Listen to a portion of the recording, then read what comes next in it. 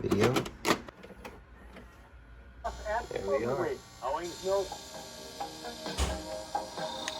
This week's Roadside America finds us at the base of Pikes Peak in Manitou Springs, Colorado. Hi, I'm Craig Singhot, and at the foot of this magnificent mountain is the Pikes Peak Auto Hill Climb Educational Museum. Open year-round, the museum documents the history of America's second oldest auto race, with a collection of vehicles and other racing memorabilia dating back to the first race in 1916. The Pikes Peak Auto Hill Climb Educational Museum offers any racing enthusiast the chance to experience the past and present of the famous Race to the Clouds. When Chevrolet announced plans to extend the Corvette lineage to a fifth generation with a complete redesign, aficionados were ecstatic, while the skeptics took a wait-and-see attitude. Well, the wait is over. With its new styling, improved ride and handling, and cutting-edge LS1 engine, even the most cynical MOTORWEEK staffers had to admit that the C-5 is a vastly improved car. So with success like this, how do you top it? You untop it. And untopping a Vette has never been easier, making every flimsy excuse to get into the win in the new 98 Chevrolet Corvette convertible seem like a legitimate one. But while the excuses may be flimsy, the top certainly isn't.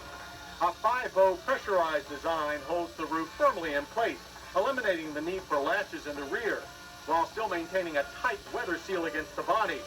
The C5's fully lined lid features a large glass heated backlight, but still has blind spots that could hide a circus tent.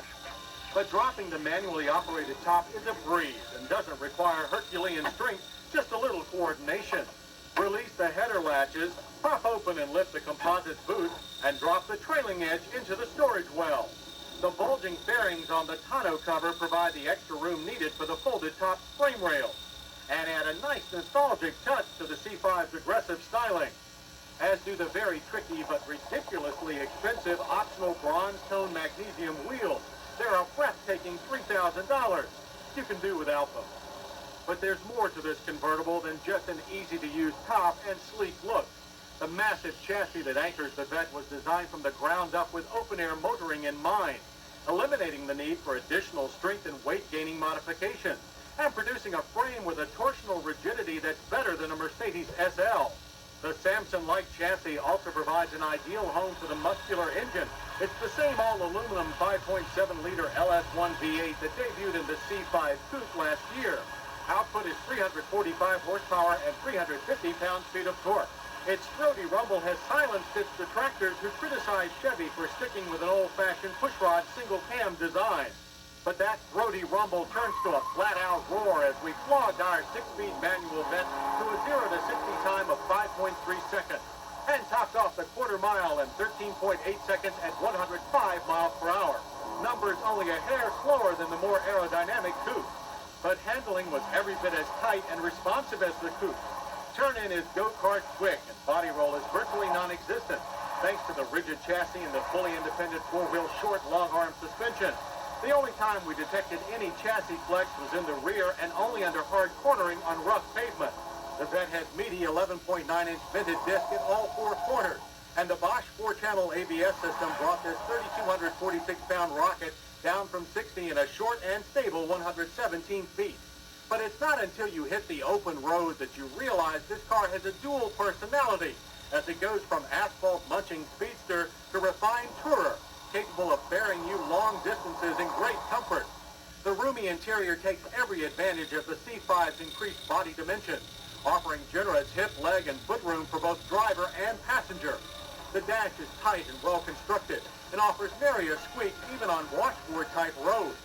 The full set of gauges are well marked and easy to read, and their diorama-like setting remains unique. Leather seating surfaces are standard, and the driver gets a plush yet supportive 6-way power bucket. It's also available in the shotgun position.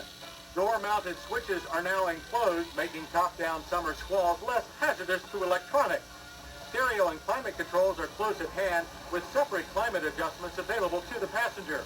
Unfortunately, all the adjustments in the world can't turn off the engine's heat, which passes through the thinly insulated firewall and driveline tunnel. Directly behind the console is a tasteful body color waterfall that descends between the seats. A nice tip of the hat to designers of early generation Vette.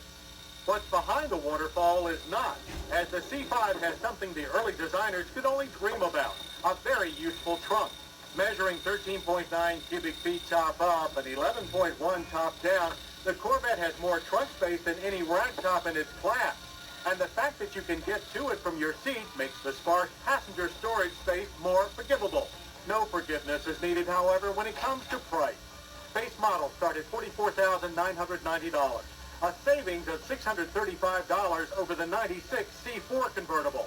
So despite a long and sometimes uneven history, the Chevrolet Corvette races on. And by blowing its top anew, America's favorite sports car is more way cool than ever. One doesn't have to drive very far to understand why road rage is such a hot topic. Today's vehicles, with their living room-like environments, cell phones, and power ports for computers, ensure that drivers have become more isolated and self-absorbed, prompting many to trade in common courtesy for a heavy foot and a middle finger salute. But it doesn't have to be that way. We have two suggestions that, if followed, will go a long way in keeping you out of the crosshairs of a rabid, irrational driver. First, get in the habit of always using your turn signal. You may be the best driver on the road, but if others don't know where you're going, your masterful driving skills will only confuse and irritate. Secondly, always keep to the right whenever possible. Even if you are cheating that speed limit, that tailgater that wants to do 90 will be a lot less bothersome miles ahead of you. And your wisdom may be quickly rewarded when you see them sitting on the side of the road with a state trooper. Now, if you have an opinion or comment, direct them to us at MOTORWEEK, Owings Mills, Maryland, 21117. And I hope you'll join us next time for more MOTORWEEK. We'll drive the newest edition of Honda's flagship, the 98 Accord, and whip up a batch of homebrew on Buell's F1 White Lightning. I'm John Davis. We'll see you then. To order a video cassette of this program, call 1-800-42...